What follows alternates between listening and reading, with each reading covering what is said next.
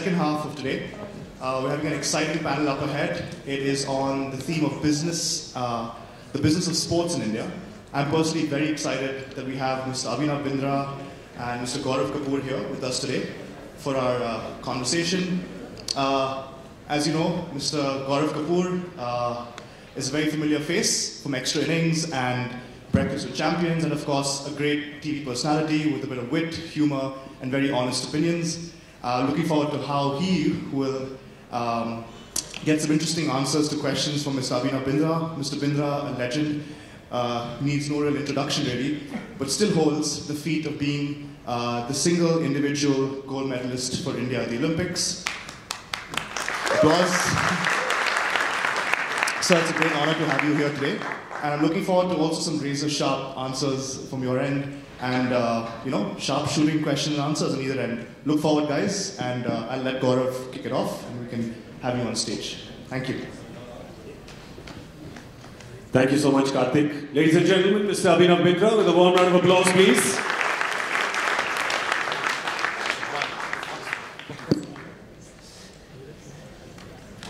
Good afternoon, everybody. It's a pleasure to be here with all of you. I've never been in a room with people so well-dressed before, besides at my wedding, so this is quite nice. If you want to walk up with envelopes with cash in them, feel free. Of course, we have Mr. Abhinav Bindra here today.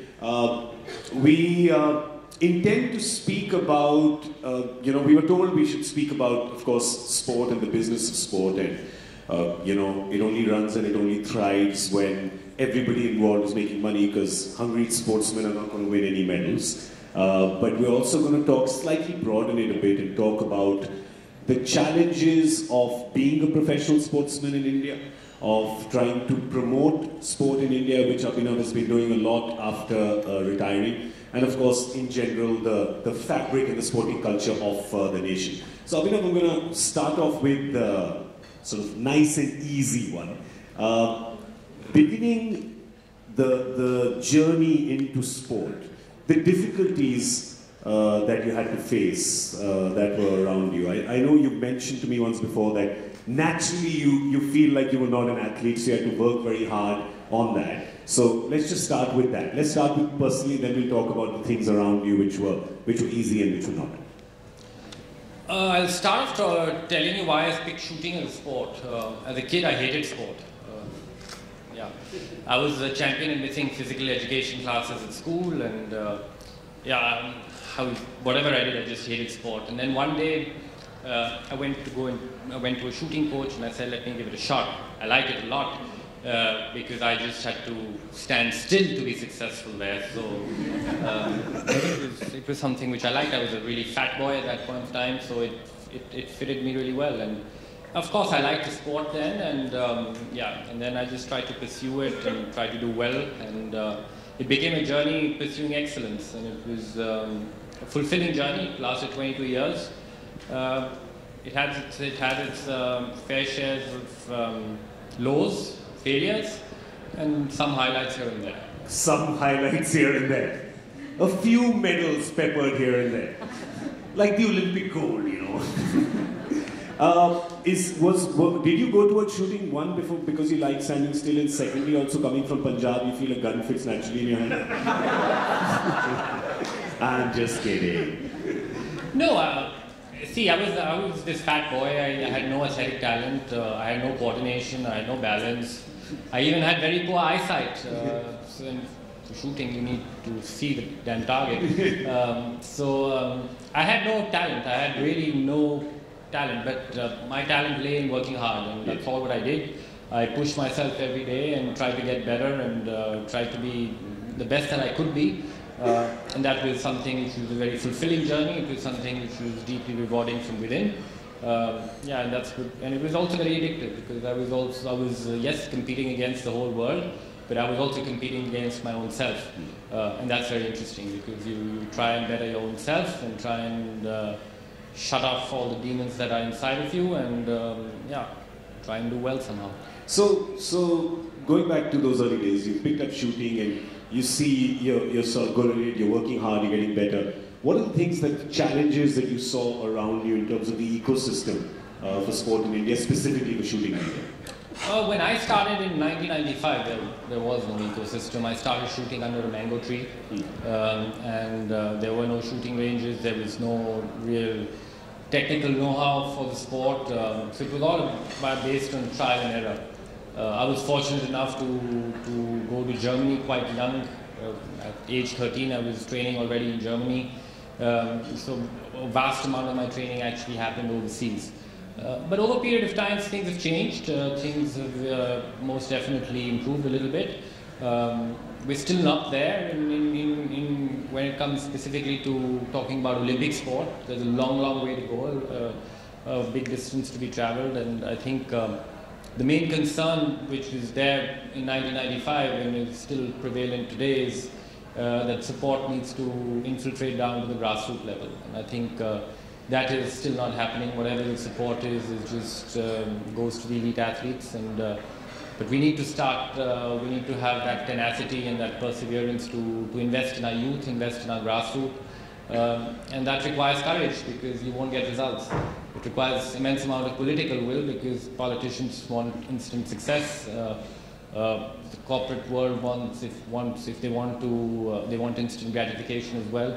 But when you really start to work in a really meaningful manner, it'll be a journey that one has to undertake. It'll be a journey which will require at least 10, 12 years before you can even think of getting any success. And you may not get anything. Yeah, which is what actually is quite interesting, and I'm surprised that a lot of private investors, whether it's corporates or brands or companies, don't see that. It's pretty much, if you're investing in the grassroots, or you're investing in young athletes, you should have the kind of attitude that you're investing in a startup.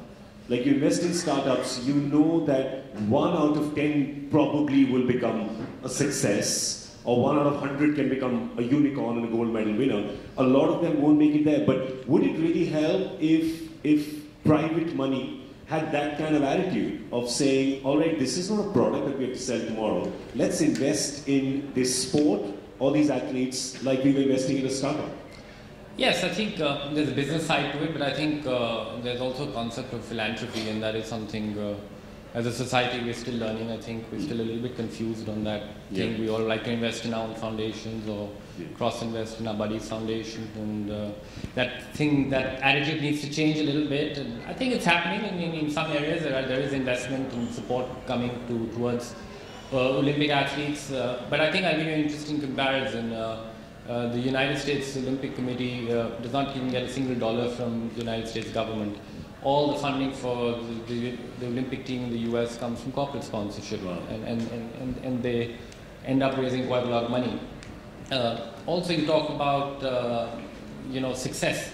And how do you measure success is going to be the next question.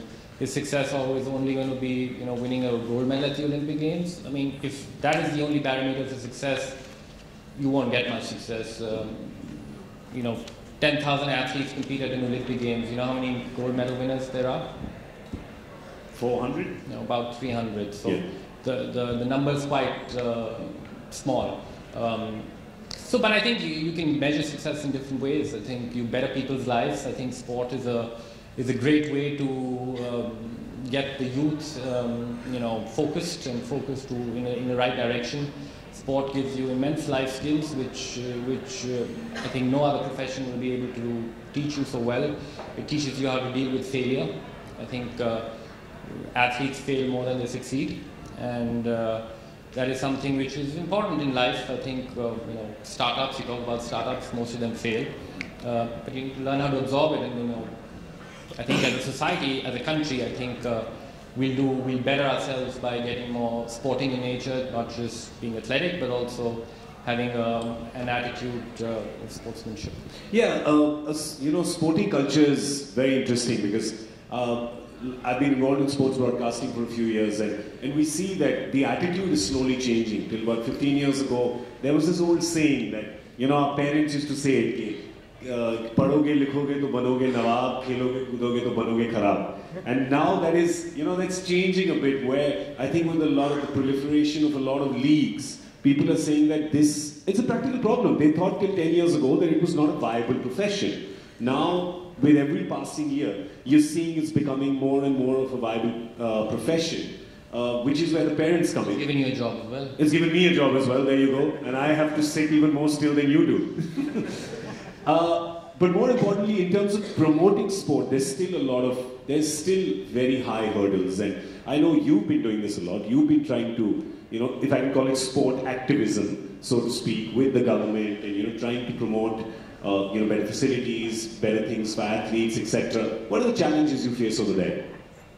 I think, it's easy to be critical of the government, but one has to take into consideration whatever support that is coming through towards Olympic sport. I think 98% is from the government.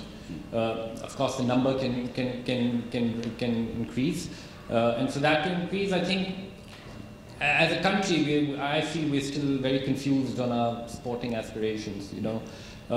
Every 4 years we have an Olympic Games. We don't, we don't match up to our expectations, which are botched anyways. Yeah. So we don't do that, and there's a big hue and cry post the games, and then there is silence for a long period of time. We need to understand how important sport is for us. If we are to portray ourselves as as a soft power, I think sport is the tool to invest in. China did that. They were very unsuccessful for a long period of time, and they didn't compete for, I think, 10 years for the Olympic Games, and they just invested in preparing athletes, and look at where they've reached now. So it'll require investment. First it requires a clear goal. Yes, we want to invest in our athletes. We want to do well at the Olympic Games, because at the end of the day, the Olympic Games is the greatest and grandest platform for sport. So I think that clear definition and clear goal setting is something which is not quite there at the moment. I know we're a country which has immense problems, and we need to at some point have clarity in that way. If sport is not so important, then it's all right. We have many other issues to deal with, many other important aspects to work on. But then be happy with the 2 or 3 medals and celebrate them and be content with that. Yeah. So I think that clarity of thought is something which is very necessary, because it's only when you have that clarity of thought we'll move to the next step. Let's actually do a little show of hands and see what public opinion is here. All of you who think that sport, as Abhinav said, that sport enhances life skills or teaches you life skills, just raise your hand. Just raise your hand, all those of you who think that. Okay, it's pretty much the majority. How many of you think that India's sporting aspirations should be higher? This is the point that Abhinav just brought up. India's sporting aspirations should be higher. Just a show of hands, please. And how many of you think that more private money has to come into sport in India? How many of you think that? Okay, so that's pretty much a majority. From the sample size that we have, pretty much a majority. I think for me, the eye-opener, and Abhinav has mentioned this to me before, it was a real eye-opener when he said that actually most of the money for investment in sport in India does come from the government. We're talking about Olympic sport. And that in the US, nothing comes there, it comes from brands. Because it's very easy for us to criticize the government, and we pretty much do that on a daily level, just not right now and not on Twitter. Because, see, people got nervous as soon as you said criticize the government on Twitter. It was like trolls are going to come crawling out. Don't worry, this is a closed session. But private money, for private money to come in, what do they need to do? What do they need to make, what does sport need to do to make it more appealing? I think it's a bit of a vicious circle, isn't it? The broadcasters say there's not enough viewers. The viewers say there's not an exciting enough broadcast. And the sportsman in that, who wants people to watch him or her, they want people to come out and cheer and clap and support, don't they? Yeah, I think in this way, I think Kabaddi has broken the glass ceiling a little bit in that respect. I think the public has found the liking to the unsophisticated tamasha that there is. But I think they've done well. I think they've been able to package the sport well. The federation has been very supportive in the way that they've allowed tweaking of rules. Which would fit broadcasters and would look appealing on TV, and I think that is something which is very, very important. I think it's a digital world at the moment, and we have to sport is becoming shorter, it has to be packaged well, and you know, all those things need to be considered. But I think there's another aspect to it, and I'll go back to Olympic sport because that's what I know. I think there's also an aspect of bringing professionalism in the whole ecosystem of managing sport in India. I think private money would only start coming in once there is that professionalism in federations and in the entire system. And that is something which, as a country, there's a long way to go before we achieve some degree of good governance. And in order for that to happen, I don't think things will change until you know, federations are mandated to change. That can only happen if there's a legislation, if there's a sports law brought in, which would mandate people to follow certain aspects of governance and certain standards which would have to be met. I think, I think until and unless it's mandated, I don't think it'll change. But that's what we read. I mean, everybody reads that about sports associations, about every sport. You only read negative stuff about them, and you read like they are being run like fiefdoms or, you know, just somebody's jagir, so to speak, and it's being run by people who are not qualified. Is that really as bad as people on the outside read it to be? I think I don't have no problem with, say, politicians or any individuals heading the sports association, but I think what it really boils down to is the day-to-day. Yeah. I think the day-to-day must be in the hands of professionals. It must be in the hands of experts which manage the day-to-day running of sport, because you know, the Olympics is once every 4 years, but for the athlete, in reality, it's every single day. And it requires that sort of professionalism and that high degree of, you know, pursuing excellence from everyone associated with in an athlete's journey. Yeah. I think the one sport that definitely, that you mentioned, Kabaddi, of course, has broken the glass ceiling. In fact, they've just got, they got Vivo as a title sponsor, in fact, as well, for a large amount of money. So I think they're set. I think cricket in India has had... China started to play Kabaddi. Yeah. They just do everything, don't they? They're just taking over the world slowly. But their model, I think, has worked a lot as well, where they take kids who are very junior and they start investing in their future. Now, here's the thing. Investment doesn't always mean money. I mean, I know there's a lot of startups and business school students over here, but we're not just talking about money. A lot of the investment has to be about intangibles as well. It's just about believing in an athlete. I think for a lot of athletes... I think you make a very good point. I think, you know, each one of you can contribute towards the whole sports ecosystem in this country, and I'm not saying give money. How many of you actually go and watch sport in this country? How many of you go and watch and support Olympic sport in this country? I mean, forget the leagues for a minute, but how many of you who would have gone to see a national championship, for example? I mean, we had a fantastic gymnast in Deepa Karmakar who was placed 4th at the Olympic Games in Rio. How many of us even heard of her name before that? I mean, but each of us can contribute just by going and watching, and supporting athletes. I think that's a start. That's a start towards developing a sporting culture. It gets people out to just go and watch. It teaches you a lot, and you know, take your families to watch sport, and I think that triggers something. And I think everybody can contribute in even in a small way, but it's going to help. So here's what I think as a broadcaster. I think the responsibility that all broadcasters and content creators, etc., have as far as, see, the sportsmen and the sportswomen are doing their best. They are there, they are performing their discipline. Now it's up to everybody else to come and support them. It's bums on seats, right? As you're saying, rightfully so. We see it even with cricket, which in India is definitely, you know, the king sport in terms of involvement of sponsors and viewers. You see an IPL game or you see a test match or a one-day match, and the stadiums are packed, there's that many people outside as inside. You see a domestic game, a Ranji Trophy game, there's like 10 people sitting over there.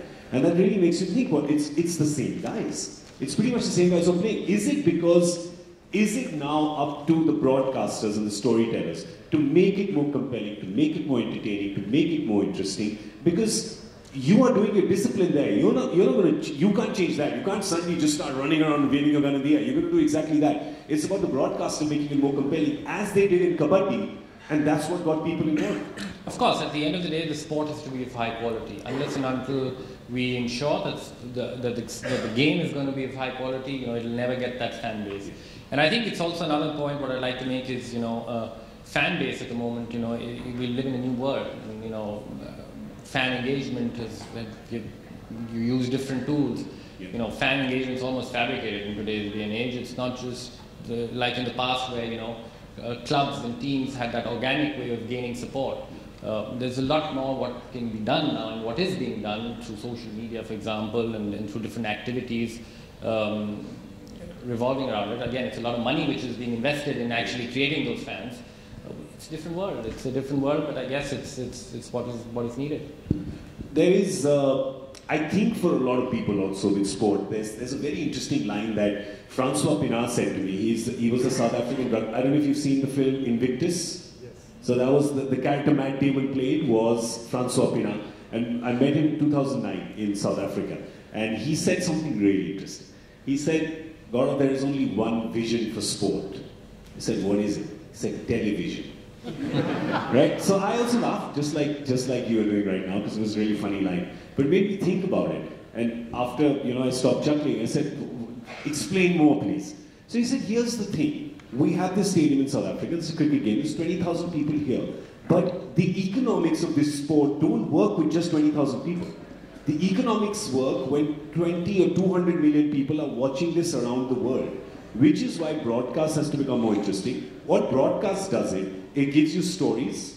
When you see stories, you connect emotionally, and that gives you context. And you can only support athletes, or you support your stars, or if you understand the sport A and B, is if you have context. That's when you support people, right? As you're saying about Deepa, where people didn't know who she was before the Olympics, suddenly she comes in the Olympics, and there's that whole story about a coach not coming, and then you're watching her perform. Suddenly you all knew her story, you had context, and that's why you were invested in her performance, right? So maybe it's not just about television, which is broader, like you're saying in terms of digital. It's about getting the stories of the people out there. And all the athletes that we see, whether it's in shooting or hockey or football, I think all of them are just compelling stories, don't they? Yeah, I think you have to get the stories out, the human side of the journeys out. And times have changed. You can't expect people you have to take the sport to the people. Yeah. You can't expect people to come and watch your sport. So you have to make that transition, and you have to become more urban. I think it's how the world is at the moment. And there's a likelihood of esports becoming an Olympic sport. That just tells you where we're headed. It's about what the youth want. It's about how times are changing, and every sport needs to realize that, and every sport needs to be aware of that and make those necessary changes. I think, unfortunately, tradition doesn't hold much value anymore. Many sports have changed rules. For example, I know my sport changed massively over the last few years, and there was a lot of criticism for the changes. But changes were necessary. One has to remain relevant to times. One needs to constantly change, constantly try and adapt, make your sport more interesting, make your sport more connect to the normal person more, and take the sport to the people. I think that's the big change. As an athlete, did it make it? Okay, 2 more questions left with Abhinav, and then we'll move to the Q&A. Just real quick about his gold medal. I saved them for the end so they can't be cut. Sure. Does it make you a difference when you are shooting in district as opposed to national, as opposed to Olympics, in terms of audience size, in terms of people watching? The stage, does the stage make a difference to the athlete? Yeah, when I competed, I had nobody watching in India, but that didn't mean I wasn't nervous. I was scared all the time. Whether it be a district competition or an Olympic Games, I was always frightened. I think that's where things like the leagues and things are good, because it's giving athletes that stage to perform and to compete, and that helps them. It helps them become more competitive, helps them be ready for big stages. It gives them that exposure. end of the day, that tamasha can be held is also positive. I mean, I said the use that word initially, I didn't mean it in a negative way. No, not at all. And so it actually helps the athletes as well. I mean, there's a lot of drama around it, but it helps because it's teaching you to deal with distractions, which say an Olympic Games will have. I mean, an athlete will have to face, the whole world is suddenly watching where nobody watched me ever. So it helps athletes prepare for that stage, prepare for that grand occasion. You worked so many years for that. You get on the podium, you have the gold medal, the national anthem is playing, the flag is up. Tell people what was going through in your heart, in your mind at that time. It was too long ago, I don't remember. But that's how detached Abhinav is from result. He's a process guy. It's a very important thing to learn as well in life, not just in sport. It was a good moment. It was something. I think I had there was immense feeling of satisfaction because, until 2008 I was in sport for about 15 years and I'd worked every single day with that one goal, one dream, and then one day I had it. So there was flatness attached to it, but also satisfaction. Kind of anticlimactic sometimes. We have questions. Thank you so much. Yeah. So we have time for a few questions. I know a lot of questions are coming in through the audience. So Gaurav, one of the questions that has popped up is, how would you motivate young children to pursue a sports career these days? I think Abhinav should. Posing it to you. Even though, if I could just pitch in for just 1 second, we are also trying. I have a content company now. We make Breakfast with Champions and some other things which we make with, of course, elite athletes like Abhinav.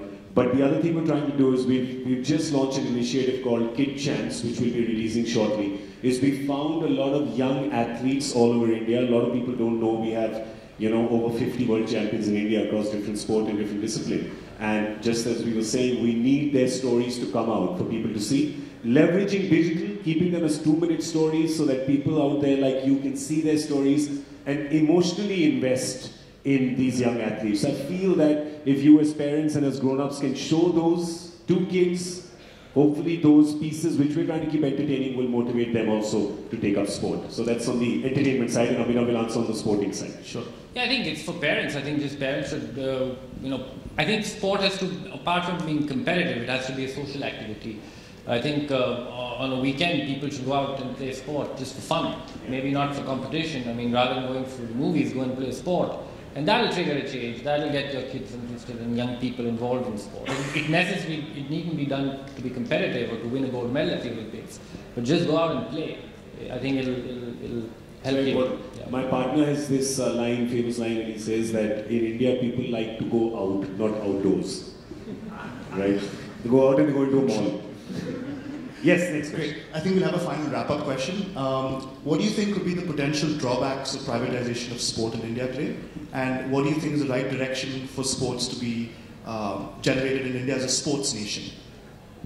I think it needs to be a combination. I think it has to be a public-private partnership. I think for sport to become match our aspirations, obviously the state will have to invest in it deeply.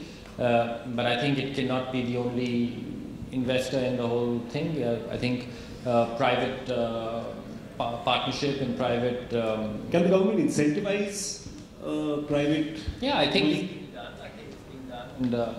And I think that those incentives are needed. I think that will motivate people and give a fillip to the whole idea, and I think that's the way to go. Wonderful, thank you so much. And we will wrap that up now. Thank you. We'll have a gift handover to Mr. Bindra and Mr. Gaurav Kapur. Thank you for being an amazing audience, and that was truly insightful.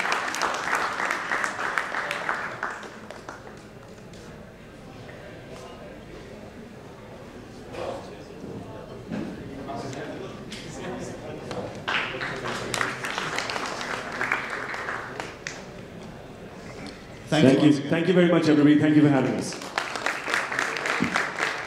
Panel is on the role of infrastructure in the next decade. Before we welcome the panelists, I want to give you a reminder that the questions will be taken through the app, so feel free to post your questions in the app and we'll be announcing it at the end.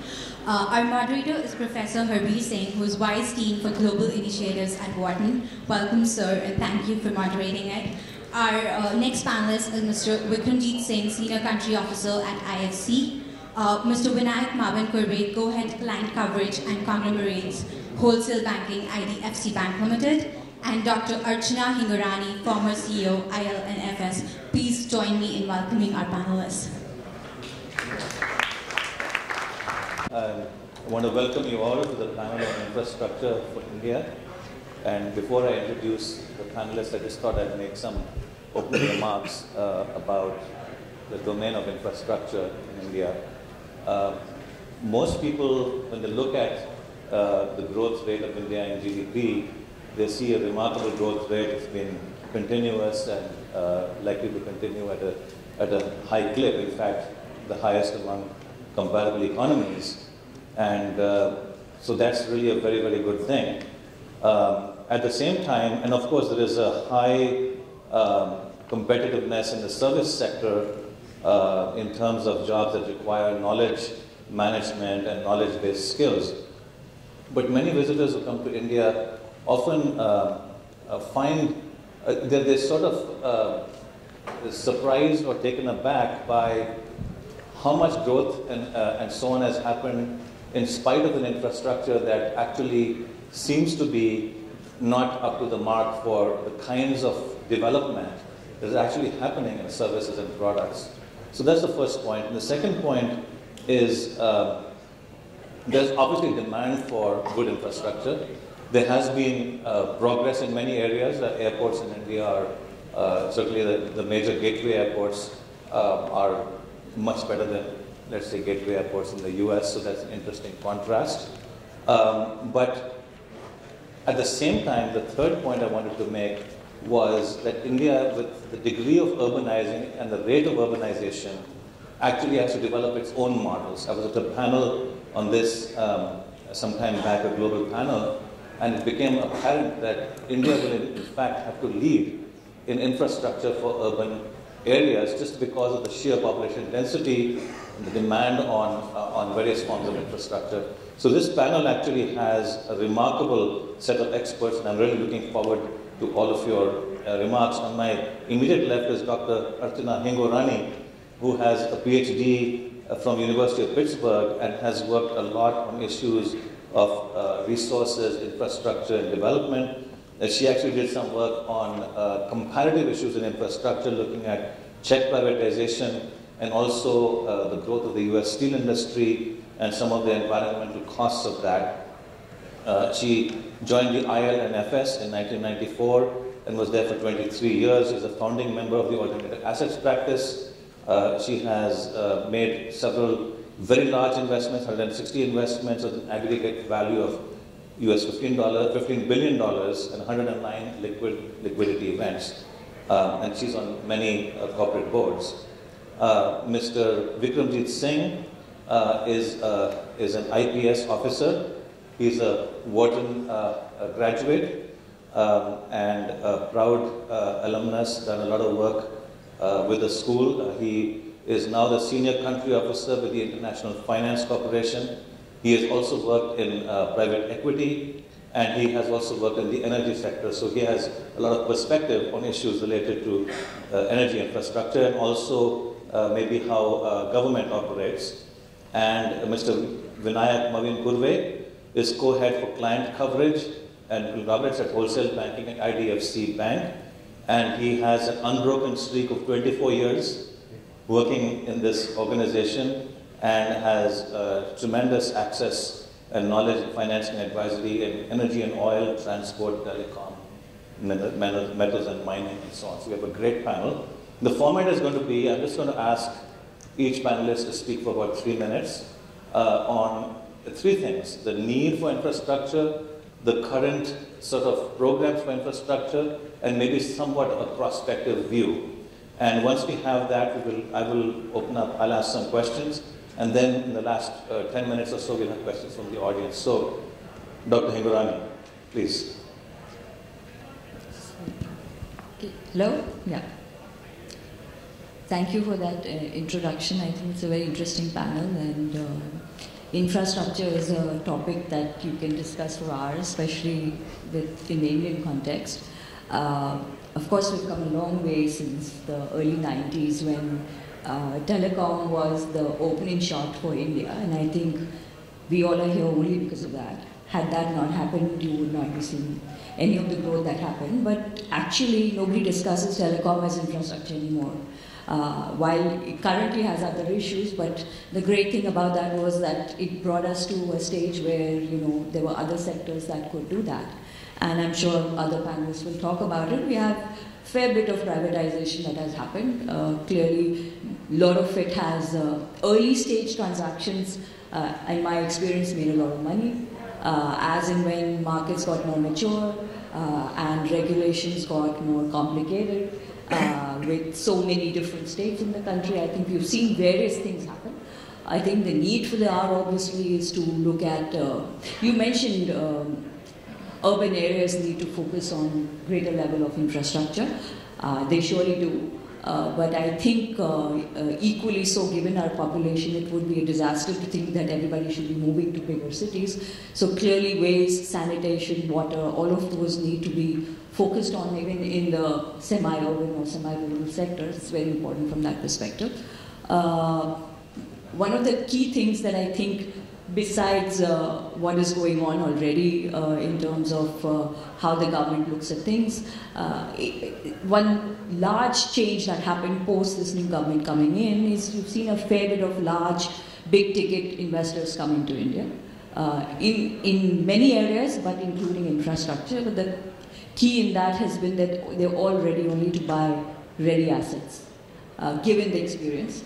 But I'm sure that you will see over time that they would become more confident in buying or writing into greenfield assets. You're seeing some of it, but clearly they've been wary because of some kind of experiences. So it's largely been investor driven the last few years, but in the earlier years you did see, it started with Hutchison and all the big boys for telecom from the US came in, went out, some came back in again, same things happened in power. But really the big push for big international operators to come into India is still a long way away.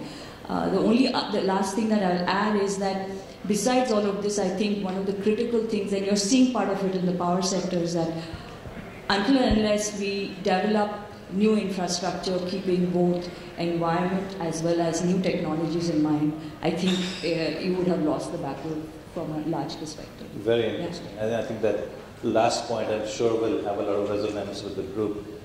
Vikramjit? Yeah. Firstly, Professor, thank you very much for having me here. Having co-chaired BRIEF in 2010, it is, I'm very happy to see where BRIEF has gone, having a Mumbai chapter, an event in Mumbai, and what I've heard over the years. So I'm very happy to be here. With respect to infrastructure, having worked earlier in the power ministry and now here with the IDFC, I echo your thoughts on the need to invest in urban infrastructure.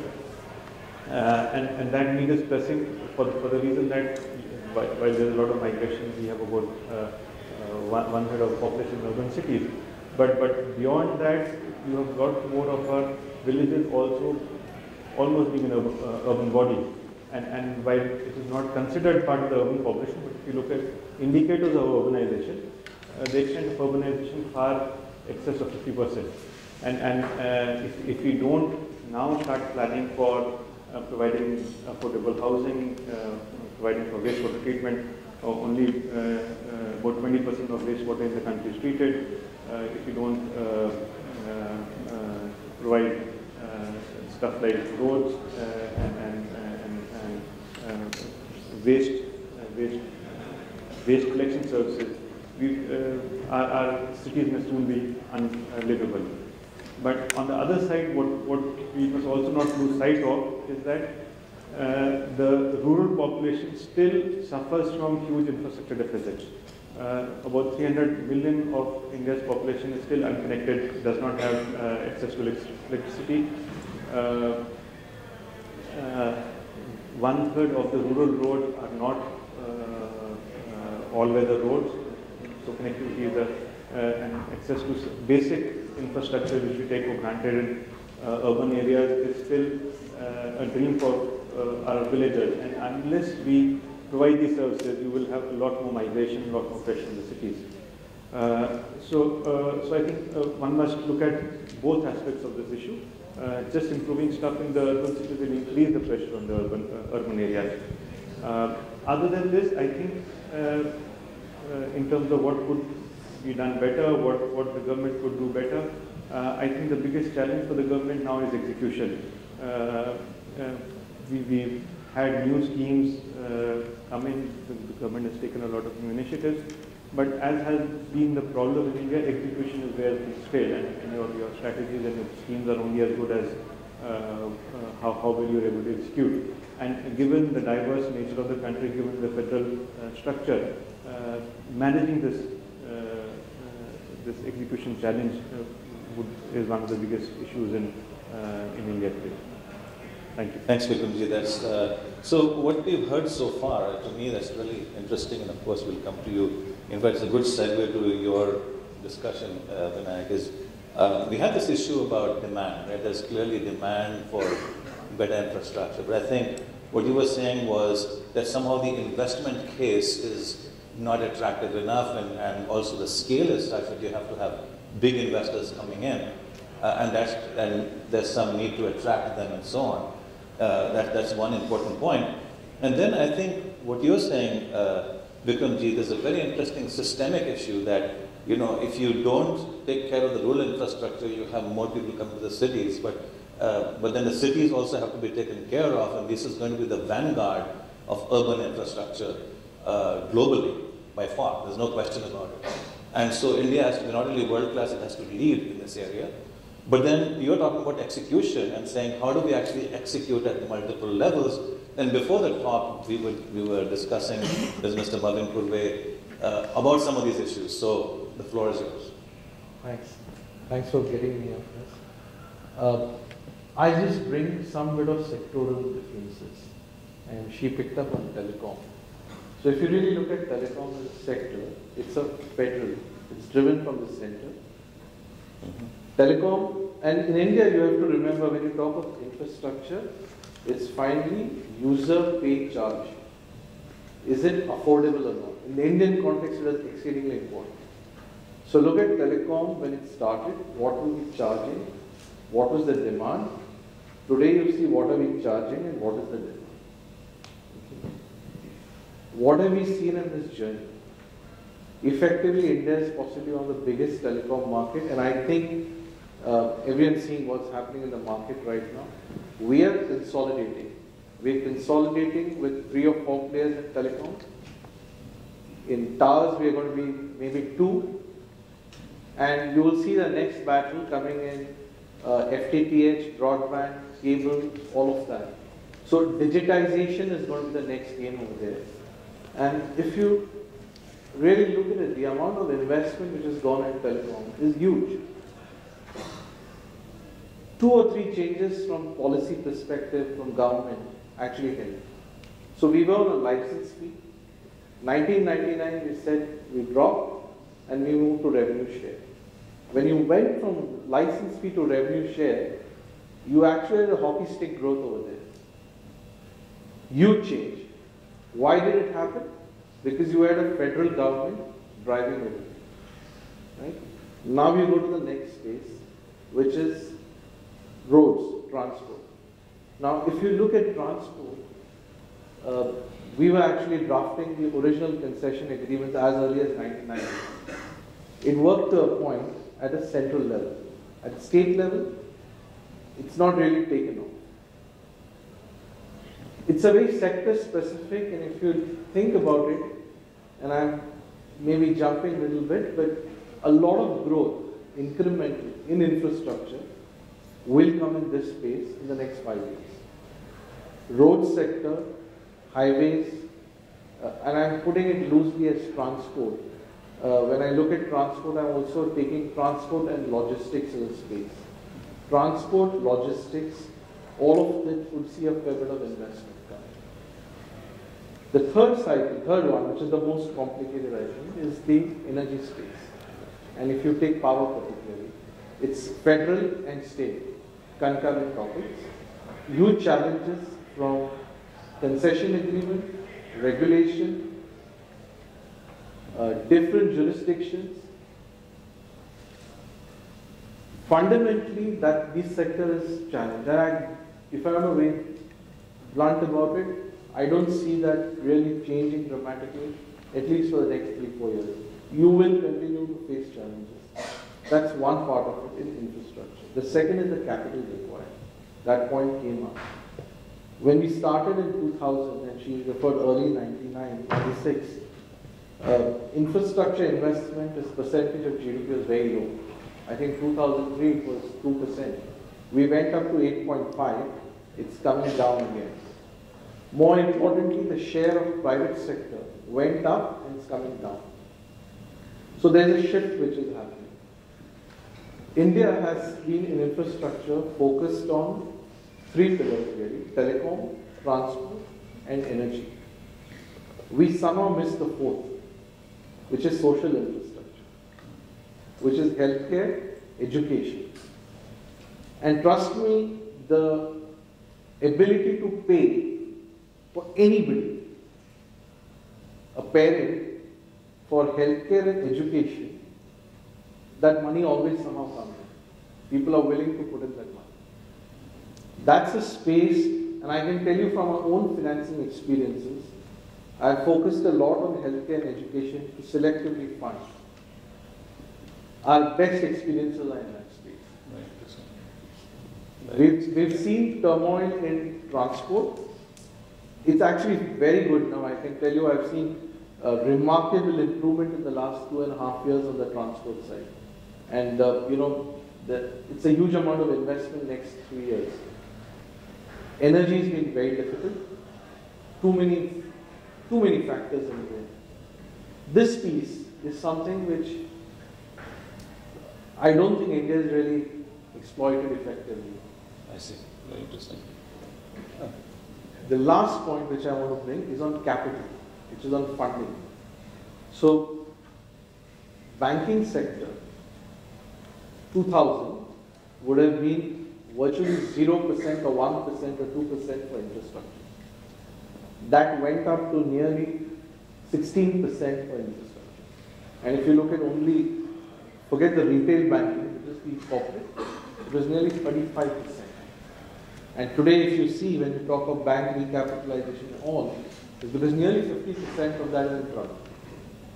Non-performing. Yeah.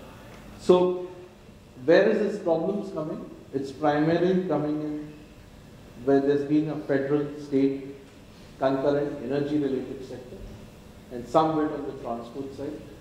Telecom issues which have come in is pure competition play. Telecom is pure competition play. So in a sense, a simplified summary would be that regulatory variation, you know, when you go from federal to the more local or regional or even local regimes, tend to inhibit or limit both investment and execution. And Vikramjit, you talked about execution. So what's the issue? This is something that everybody wants. There's demand, people can see whether the infrastructure is working or not. So what are some of the reasons why execution seems to be so challenging? Okay, well, if those things were known, then probably somebody would have corrected. But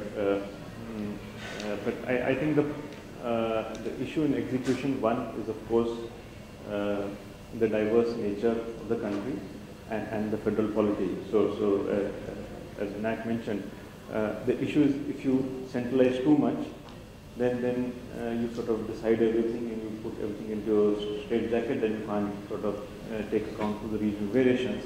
And if you leave things open, then the pressures at the local level sort of push it away from what is the desired objective. Now, it's not that there are no solutions here. For example, realizing the issue in the water space, wastewater space, what the government has recently done is set up an authority for Mavinkurve, where it has tried to solve two issues, one of regulation and the federal structure, and second is of capital financing. by taking the power from the state government to set up sewage wastewater treatment plants, and also assuring support through a hybrid annuity mechanism over 10 years. So with that, what has happened is that projects which the private sector earlier was not, which the private sector did not find bankable, now suddenly are attractive not only to the Indian players but also a lot of interest from international players. Yes, the third element there is how to execute well, and that requires a certain amount of expertise, a certain amount of consultation with the stakeholders, rather than the earlier system of sort of putting out a concessionaire there and then trying to make it work. It's better to sort of get stakeholder consultations in first, get good accredited agencies to run the process. IFC was involved in this exercise with Namami Gange, and the first three concessions have been bid out with IFC as the transaction advisor. So I think the solutions are there. It just requires a little bit of imagination and perseverance in sort of. Someone asked one more question, and then we'll open it up to the floor. So what are the shining examples of, really rapidly addressing infrastructure? It looks like telecom, as broadly speaking, is one of them. And maybe I'll just sort of open it up as a question. What are and we can go globally, not just within India. What are the shining examples? Because there is no time. These are the rate of demand and the rate of sort of overwhelming need for infrastructure, I think, neutralizes growth, despite all the best efforts. But we do have, successful examples. So I'll just throw it open. So, I'll give it's a very unique one actually. If you ever go for an inauguration of any project in India, you wait to see when you go for the completion of the project.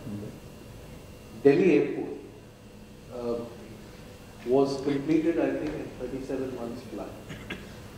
It's very impressive. Right? And the only reason I remember was because inauguration, Praful Patel was a minister, and again at when it was started, he was there. And he mentioned that it never happens that in the same term you can do both. So airport, and the reason it happened because everything related to acquisition of land in that area was sort of managed well by government. So that happened pretty quickly. Very interesting. Yeah. So that's one. I mean, maybe there's a transferable lesson to other possible projects. Telecom, of course, I think is being done, but that's pure execution, if I may say so. Quite a few examples actually, sorry. On time, at cost used to be something the parent company was the developer and used to have this byline on time at cost till 2006 or 7. After that, we never mentioned that line ever again because it got so complicated. So there were a lot of examples in those days where you did finish on time. I think there were newer sectors coming to work very, very quickly with you. But when more people start getting involved and there is, commercials involved, just went into a different direction. I think city gas distribution for Delhi was completed. Both of us were equity partners in that. It was completed within 4 months of the government giving a diktat saying you have to get this done. And it got done. And it did very, very well, because of which almost every city wants to emulate, eco-friendly gas through the city gas distribution model. Many waste-to-energy projects have done well. These are at the local level. So there are a lot of examples, but equally so there will be enough to red flags that people will say, what about the other ones? Absolutely. And just so that we don't feel that India has just got so much need and things kind of don't. It's a very vast country. I think many of you know that this is a global problem, that most governments don't have enough capital to actually deploy for all the infrastructural needs. That's a fact. The private sector has to step up. That's a fact too. But then you start talking about rate of return. You start talking about new financial instruments, which you were talking about before we came here. And I think just one last point, and I'll open it up for questions. It was a major election issue in the US as well, and I think sometimes just promising is enough. There's no need to deliver. But I think that was the point, that, look at our airports, look at this, you go to China, great airports, US doesn't have any, airports are crumbling. Why is it crumbling when there's demand? The answer is the needs of society outstrip what governments actually have on hand. So the private sector has to be a partner in some way. You need creative financial instruments. You also need, I think, what you talked about, that you have to look at private investment and see why is it dropping. But with that, let's, I believe questions are already coming in. Yes, a lot of questions. Thank you so much for the insightful conversation. The first question from the audience is, how would you encourage the audience here to go and make a career in infrastructure? And is there a role for startups or entrepreneurial ventures rather than corporate infrastructure?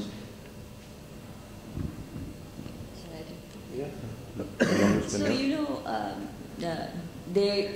in my opinion, the early infrastructure projects were all startups, were all entrepreneurial, and money came from not only contractors and corporates, but it came from the private equity world. It did in the initial years. So it's not like they've not played a role. But if you look at the mere definition of infrastructure, every transaction is so large that I'm not sure you can call it, although it is greenfield, I don't know if it is startup in nature, but what definitely can work in the infrastructure space is that infrastructure as a sector with so many subsectors needs a lot of related services. And I think that's very easily amenable to startups, innovation, technology, all of that feeding into what infrastructure can get transformed to. I think there's great space for startups to come into that. So what's fascinating about that is that if you actually had these big infrastructural moves, it will generate a lot of ecosystems that are new and a lot of financial return and profitability, but that the core investment has to take place for the infrastructural services to actually happen. So a lot of, if you look at a real startup, they're not very heavy capital, I would say, is required. Downstream of telecom, there's a lot of convergence which is happening. Media, content, and we're all grappling because we're seeing changes every day. If you, we had this demonetization which happened, and one of the impact of that was acceleration in digitization. Mm-hmm. And you will see a lot of startups who are coming in that space into creating new solutions from banking perspective. Whether it's wallets or whatever, all of this, you would find most of this would be like people who are 20 to 35. And I've seen that. There are a lot of youngsters, there are people who have been in banking for 15 years and would have gone into this sort of thing. Mm-hmm. Startups, I can tell you, I have seen people, I have in fact my own colleagues who have left IDFC and started their own in education services. And have actually got venture capital funding just 10 days ago. And I really loved your point about social infrastructure. I think that was a wonderful point, right? And how social infrastructure can actually fuel both demand but also more sophisticated, sort of the issue of wastewater, the demand for pure water, all of that emanates from better education and of course better health services. So I can, it took me some time to actually believe that. When I first funded a university, it was literally barren land, and I myself had gone there, nothing, and far away from Jaipur city. What we funded was on the belief that the developer was had a good brand in education. And the sheer fact that, if he has 6,000 seats, he gets 1 lakh applications. Okay, 100,000 applications for admission. And we funded that. It was, I'll be candid, at some level it was faith, trust, something will happen. We're in a situation today that we are outstripped the projections by nearly 43%. That's the level of doing this. That's a lot. So education, unfortunately, even hospitals, but I do see, there's a gestation period in hospitals, 5-6 years. but it just builds it. Following up on the social infrastructure, there's a question on including all kinds of infrastructure. We have seen multiple countries improving, example China, Korea, Japan. What learnings can India take from those countries and improve and invest in our infrastructure across all fields? So yes, I think there are a lot of learning that one can take from other countries. I mean, even if one looks at the urban infrastructure space, Turkey has been a shining example. The city of Izmir has been an example of a case where a city corporation has sequentially and progressively improved urban services for the citizens. So there's no dearth of examples. The issue is that one has to get those examples to India, adapt to Indian conditions, because you can't just transplant an idea from a different setting here and expect it to work. And then having the perseverance to sort out those issues and execute. So I think one can learn a lot from other countries, but at the same time, for a lot of stuff, I think India itself is the sort of the lab where a lot of these things will go from India to other countries of the world, all of Africa, all of South America, where which is what makes stuff here so interesting, because we have far better processes in the country. Our systems of governance are much better. And that is an opportunity for us to emerge as a soft power, what Abhinav was talking about, to sort of showcase our good examples to other countries and sort of emerge as a superpower in its true right. Yes, Archana, you had worked on comparative issues. I think one area where we're probably not focused so much. I mean, we've done some privatization, which is in the rail sector. And I think if you look at Japan as an example, they've done such a great job of using their tracks and connecting each part of the country and, you know, at superb speeds. That's something we have such a big network, but we've really not worked on it. I mean, there was such a big hurrah in the papers 2 days back when Bombay City got its first AC train. I mean, can you imagine, an air-conditioned train created such a big excitement after so many years, after being avant-garde in so many other places. So I think that's one sector where we could definitely do a whole lot more. Okay. Sure. A couple of more questions. Another one which is very interesting is on smart cities. So the question is, what exactly is the vision in smart cities, and are models like Tata and Nagar scalable, and what can government do to scale those models? So smart city, I think you can define it any which way you like, but if you look at the way government has defined it, started out with 100 cities, then did a competition, we pulled up 20 cities, and it's a mixed bag. There is a Delhi in it, and there is I think a Rajkot or an Udaipur in it, which are like very, very small. There's a Pune in it, which is mid-size. So I think, and if you see what they want to do is at multiple levels, IT, e-governance, waste, sanitation, water supply, networks, etc. So, and these are big, building new cities is a very, very, very long game. So I can see how, when it came out, 100 smart cities, everybody was like, where's the land?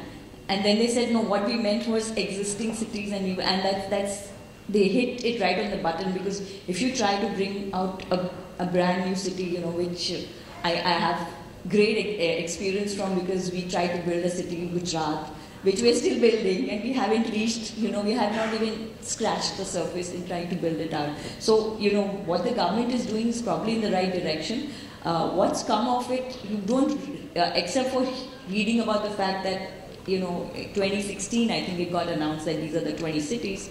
I'm sure that there's work going on in every small aspect, because you're covering so many different. It's like saying I want to make everything right, and the underlying principle is not to take care of the big cities, but also make sure the smaller cities work in a format that urban travel thing also gets, impeded to some extent. So that's a bit of what has happened, but I'm sure there's a lot more that's going on at the city levels that for those 20.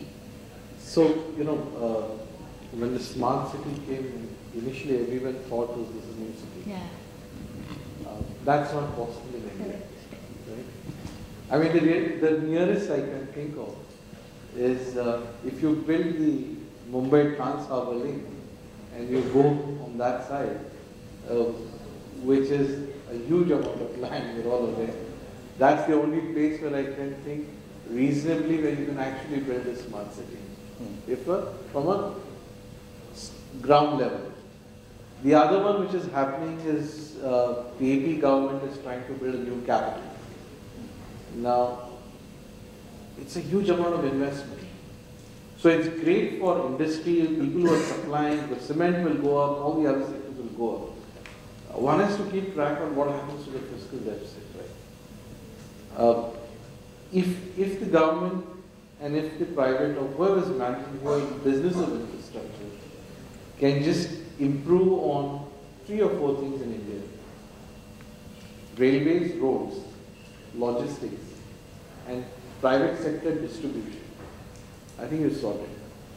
That's a wonderful point, because sometimes we want to go for the leapfrogging innovation, whereas I think making things work better has a much bigger multiplier effect, right, than creating something that's new, that's different in a particular place.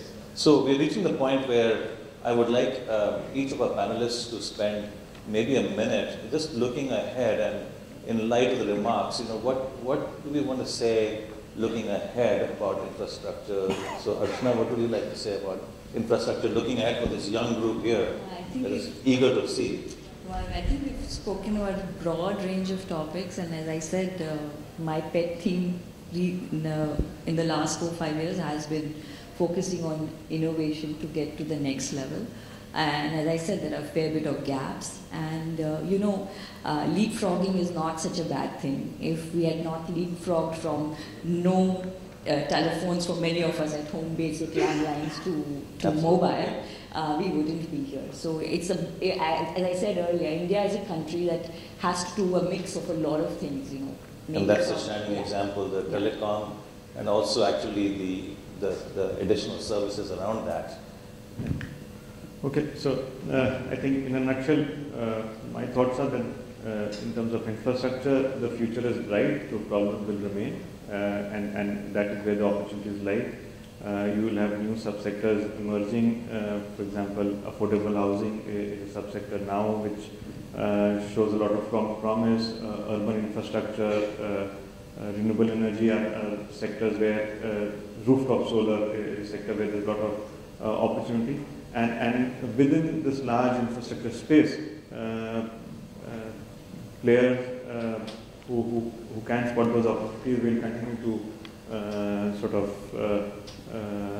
make money and at the same time also deliver value to people. In terms of for students at the conference, in terms of opportunities for growth, I think there's a lot of scope for even startups, even entrepreneurs in this space. Logistics was a sector that, or educational sector that people thought is difficult, but you have a lot of good examples of companies like Blackbuck who have managed to sort of young 20+ entrepreneurs who have managed to make a mark in the system and have delivered value. So I think there's a lot of opportunities just for us to go out and get there.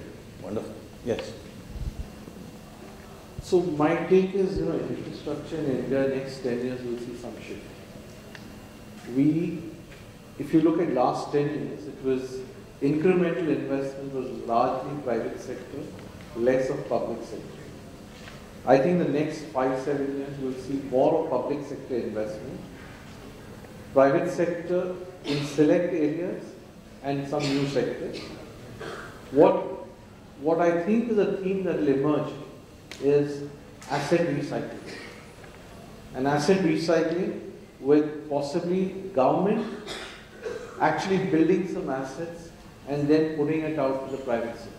They're already doing it in roads. They're coming out with 102 roads, 86 roads which are going to be put out. First bid of 9 roads is coming out. Government completed roads, toll roads, putting it out to the private. Because that's the only way for India to actually get capital. Because, you know, if government puts in all the capital, the fiscal deficit will go away. It'll get in trouble. So you have to recycle capital. And that's where you see a lot of international long pension funds now entering. So the likes of Brookfield, CDPQ, all of these people coming in India are actually looking not as private equity players, but saying they buy assets. 100% ownership, long-term, 10-year, 15-year, 20-year. So you would see a lot of that happening in the next decade. There you heard it all about opportunity and also about some of the challenges. But I think what I'm taking away is that with innovation, there's tremendous opportunity in infrastructure. Thank you very much to our panelists for a very, very insightful session. Please join me in thanking them for their remarks. Thank you so much to all the panelists. Please stay on the stage to accept the token of appreciation from us. Thank you so much.